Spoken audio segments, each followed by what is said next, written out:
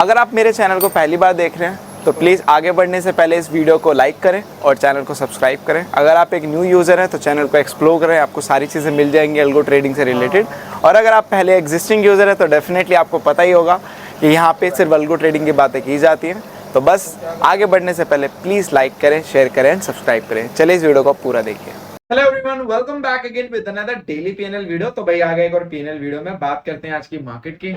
तो भाई सबसे पहले गिफ्ट निफ्टी देख लेते हैं। ऐसे कि कुछ लोग बोलते हैं सर गिफ्ट निफ्टी को भी बताया करो क्योंकि वो एक आगे की डायरेक्शन दे देता है। तो आप देखोगे गिफ्ट निफ्टी में आज जिस तरीके का परफॉर्मेंस हुआ मार्केट ने, अगर हम 4 अप्रैल से लेकर अब तक देखें तो एक continuous gift Nifty up trend में, ठीक है, आप देखोगे एक अप ट्रेंड में है। इसको मैं यहीं तक लेता हूँ, चलो यहीं तक करते, ठीक है। तो अगर मैं इस अप ट्रेंड को आगे तक एक्सटेंड करता हूँ, जो कि एक वैलिड पॉइंट है, वैलिड पॉइंट कौन सा है, 23,500 का, जो कि मुझे लगता है कि पॉसिबल है, यहाँ तक अप ट्रेंड कंटिन्यू हो सकता है। तो आप देखोगे तो 23,500 तक यहाँ पे हम जा सकते हैं logically. First of all gift Nifty में, ये गिफ्ट निफ्टी का एनालिसिस है, क्योंकि मार्केट अगर आप देखोगे जब मार्केट कंटिन्यूअसली फॉल करता हुआ आ रहा है, अगर मैं इसको भी एक्सटेंड करूं तो ये आप देखो इसका भी जो एक लेवल है अगर निकल के आ रहा है, इसका जो रिजेक्शन है इस ट्रेंड लाइन को जो बनती हुई आ रही है, जो ये आ रही है 25 मार्च से, जहां पे हमने 23,800-900 के आसपास से हमने मतलब घूमना चालू किया था। तो वहां से भी अगर आप ट्रेंड लाइन देखोगे जो चलती हुई आ रही है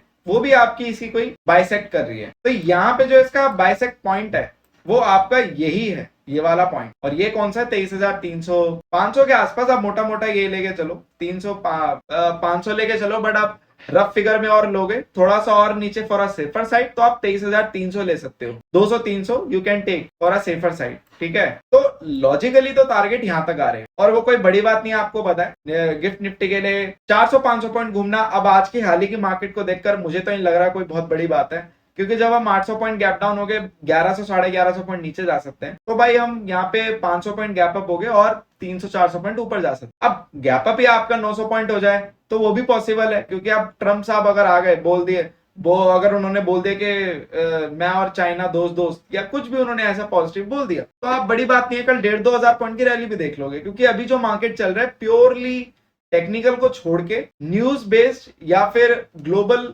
क्यूज और न्यूज के बेस पे ज्यादा चल रहा है। तो यहाँ पे टेक्निकल जो वर्क कर रहे हैं बस ऐसे वर्क कर रहे हैं कि हाँ यहां तक तो मैं एक्सपेक्ट कर रहा हूं जा सकता है। बट पहले जो हम टेक्निकल बात करते थे, इन साइडों को अगर इन चीजों को साइड रख दें तो वो प्योरली टेक्निकल होता था कि यहाँ तक मार्केट जाना चाहिए। बट अभी के लिए जा सकता है ऐसा बोलना पड़ता है, क्योंकि भाई ऑब्वियस सी बात है उनके स्टेटमेंट में मार्केट अगर 500,000 पॉइंट घूम रही है तो मुझे लगता है कि वो ज्यादा खतरनाक है रेदर देन टेक्निकल ट्रेडिंग। तो आप देखो, आप गिफ्ट निफ्टी 22,800 के आसपास आ गया। अब अगर इसके लिए अगला रिजेक्शन कौन सा है, इसके लिए अगला रिजेक्शन 22,900 मतलब 23,000 के पास ही है। तो मुझे तो ये गैप फिल होता हुआ नजर आ रहा है। देखा जाए तो गैप फिलिंग ट्रेड हो जाएगी ये, तो अगर गिफ्ट निफ्टी में ट्रेड कर सकते हैं तो ये चीज है।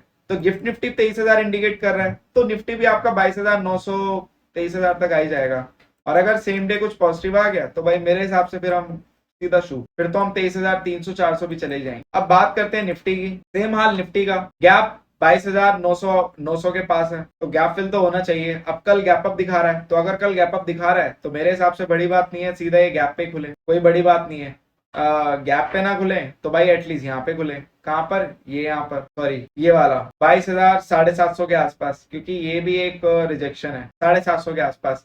750 के ऊपर निकले तो फिर सीधा हम 900 आ ही जाएंगे बिना किसी दिक्कत के। तो मैं एक बार यहाँ पे कर देता हूँ, ठीक है, 22,728 स्पेसिफिकली। क्योंकि आप देखोगे मार्केट ने यहीं से गैप डाउन दिया, नीचे गया, फिर मार्केट ने इसको ब्रेक करके सीधा एक बड़ी रैली की और इसी लेवल को यहाँ पे ब्रेक किया गैप डाउन से। और ब्रेक अगर यहाँ पे ये गैप डाउन से ब्रेक डाउन किया था तो यहाँ पे आप लोगों का अगर ब्रेक डाउन फेलियर हो गया तो मेरे हिसाब से फिर हम वापस से 23,900-800 के आसपास चले ही जाएंगे, ठीक है। तो अभी के लिए मुझे मार्केट थोड़ा सा अभी बाउंस और डेड कैट बाउंस में ज्यादा नजर आ रही है। हाँ, अगर कुछ उल्टा सीधा आ गया अगेंस्ट में तो भाई बोल नहीं सकते। बाकी मुझे लगता है अभी डेड कैट बाउंस के अंदर मार्केट अभी चल रहा है, जो कितना भी हो सकता है, ऐसा बोल नहीं सकते बट कितना भी हो सकता है, ठीक है। और अभी मुझे लगता है एटलीस्ट ये तो हिट हो ही जाएगा गैप में एटलीस्ट अगर इतना हुआ तो। बाकी इसके ऊपर निकले तो फिर 900 तक आ ही जाएंगे, फ्लो में आ जाएंगे। अब बात करते हैं यहाँ पे अदर इंडेक्सेस की। तो भाई अदर इंडेक्सेस का भी वही हाल है।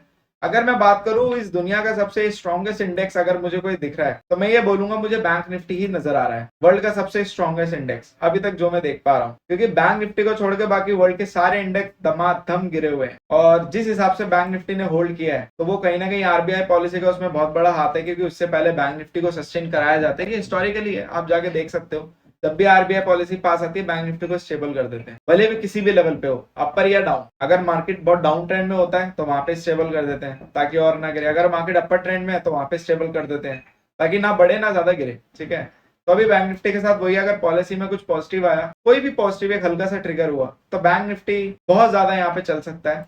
बट यहाँ पे जो लीड करेगा रैली को वो निफ्टी करेगा, क्योंकि bank Nifty already upper side में ये ज्यादा करेक्शन आए नहीं है, बट निफ्टी यहाँ पे लोअर रेंज में है। तो वहां पे जो लीड करेगा वहां पे रैली को वो आपका निफ्टी ही करेगा। हाँ, बैंक निफ्टी साथ जरूर देगा बट लीड निफ्टी ही करेगा। बट बैंक निफ्टी अगर आता है निफ्टी के साथ तो आपको पता है क्या स्ट्रेंथ होती है मार्केट की, काफी अच्छी स्ट्रेंथ होती है। मुझे लगता है वहां पे मार्केट काफी अच्छी रैली करता है और वो रैली कंटिन्यू भी होती है 2-3 दिन तक। ठीक है, सेंसेक्स को भी अगर मैं देखूं सेम एज निफ्टी, क्योंकि आप देखोगे सेम चाल चलने का तरीका वही है। यहाँ पे भी वही हो सकता है, अगर हम यहाँ पे गैप अप फिलिंग के लिए गए तो हम फिर सीधा यहाँ तक आ ही जाएंगे, 78,000 वापस से हम आ ही जाएंगे। कोई बड़ी बात नहीं है 3-4 हजार पॉइंट का यहाँ पे ट्रेवल कर, क्योंकि अब मार्केट इतना ज्यादा वॉलेटाइल है कि इतना ट्रेंड कर सकता है। ठीक है, बट आज यहाँ पे एक विक्स की भी बात करेंगे। आप विक्स देखोगे, विक्स आपका 20 के आसपास है, तो प्रीमियम महंगे रहने वाले हैं, तो प्रीमियम को थोड़ा देख के ट्रेड करना, क्योंकि अभी प्रीमियम काफी एक्सपेंसिव है। हाँ, प्रीमियम बढ़ने में भी ज्यादा आएंगे, घटने में भी ज्यादा आएंगे। अगर यहाँ पे कल मार्केट गैप अप करता है तो फिर कल यहाँ पे विक्स गिरेगा, तो प्रीमियम आपके स्पाइक इतने नहीं होंगे, बट यस अगर गैप अप बड़ा होता है तब आपको थोड़ा बहुत अच्छे प्राइस पे मिल जाएंगे। ठीक है, बाकी बात करते हैं आज के पोर्टफोलियो की। तो ट्यूसडे वाली कहानी आपको पता ही है, या तो पॉजिटिव या तो नेगेटिव। तो आप देखोगे यहाँ पे पोर्टफोलियो चालू हुआ 9:21 को और 9:23 को यहाँ पे हम सीधा निकल गए, क्योंकि इसके पीछे रीजन था। आज मुझे लग भी रहा था कि ट्यूसडे आज का नेगेटिव जाएगा, मुझे पहले से कहीं ना कहीं फील था, बट वही वाली बात है कि डिसिप्लिन है। हम ऐसे अनुमान पे ट्रेड नहीं करते, हम डिसिप्लिन पे ट्रेड करते हैं।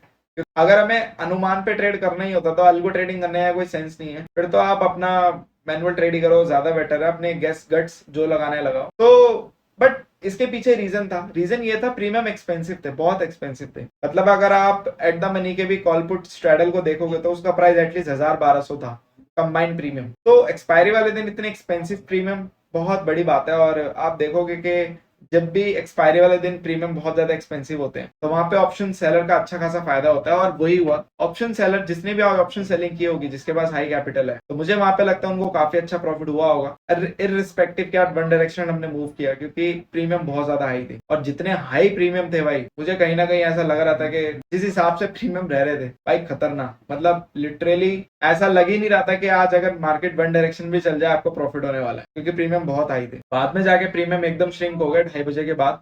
आप देखोगे तो वहां पे जिसने भी प्रीमियम सेल किए होंगे for a short time 10-15 minute के लिए, तो उसको क्विक प्रॉफिट मिल गया होगा। तो सेंसेक्स का आज का दिन मुझे पता ही था, खुलते के साथ ही यहाँ पे आपके प्रीमियम के लगेंगे और वहां पे हम जल्दी ही निकल जाएंगे। तो इसलिए हम 2 मिनट के अंदर ही निकल गए, 2 मिनट के अंदर ही यहाँ पे प्रॉफिट हुआ बुक, लॉस हुआ बुक, और यहाँ पे हम निकल गए। तो आज का दिन मुझे कहीं ना कहीं प्रेडिक्टिव था। और ये आप भी अंदाजा लगा सकते हो, जब भी कोई इवेंट होता है और प्रीमियम जिस दिन बहुत ज्यादा एक्सपेंसिव होते हैं, तो आप उस दिन अगर आपके पास देखो डिसिप्लिन की अगर बात है तो मेरे हिसाब से ब्रेक नहीं करना चाहिए। जैसे क्लाइंट है नहीं करते हैं डिसिप्लिन ब्रेक, बट अगर आपको पता है प्रॉफिट आपके अकाउंट में ज्यादा है तो मेरे हिसाब से फिर आप वहां पे एक आधे दिन डिसिप्लिन ब्रेक कर सकते हो। बट अगर आप डिसिप्लिन में चल रहे हो तो मेरे हिसाब से ना भी करो, ज्यादा बेटर है, क्योंकि एटलीस्ट ये सब चीजें होती हैं तो वहां पे पता चल जाता है कि क्यों हुआ, एक तरह से लर्निंग मिल जाती है, ताकि अगली बार जब ऐसा कुछ हो तो आपको पता हो। ठीक है, तो आज का दिन 1% से प्लस नेगेटिव, हालांकि कोई दिक्कत नहीं है क्योंकि already we are in positive last 3 months, तो अभी उतना कुछ खास हुआ ही नहीं है। अभी तो हम न्यूट्रल टू नेगेटिव पे चल रहे हैं, अभी अप्रैल मंथ बाकी है। देखो अप्रैल मंथ में क्या होता है। जहां तक मुझे लगता है कि अगर ट्रंप और चाइना का थोड़ा क्लियर हो जाए मामला तो मुझे लगता है काफी अच्छी डायरेक्शन मिलेगी मार्केट को और अपने पोर्टफोलियो की भी। फिर हम मे भी शायद ये मंथ काफी अच्छे ROI में क्लोज भी करें अगर इन दोनों के बीच में चीजें ठीक हो जाती है, क्योंकि मार्केट में फिर वन डायरेक्शनल कोई ना कोई तो मोमेंटम रहेगा। तो वहां पे अगर नहीं भी रहेगा तो एटलीस्ट वहां पे नॉन डायरेक्शनल का फायदा मिल जाएगा। बट चॉपीनेस जो है ना अभी मार्केट में, वो इन दोनों को लेकर ही है। अब इन दोनों का क्या रहता है क्या नहीं रहता है गॉड नोस, और जो भी होगा भाई बस क्लियर हो इनका फंडा, ताकि मार्केट को डायरेक्शन मिले कि साइडवेज रहना है या वन डायरेक्शन रहना है। ठीक है, तो बस इस वीडियो के लिए इतना ही। Thank you so much for love and support. Just make trading also with us. Will see you in the next video.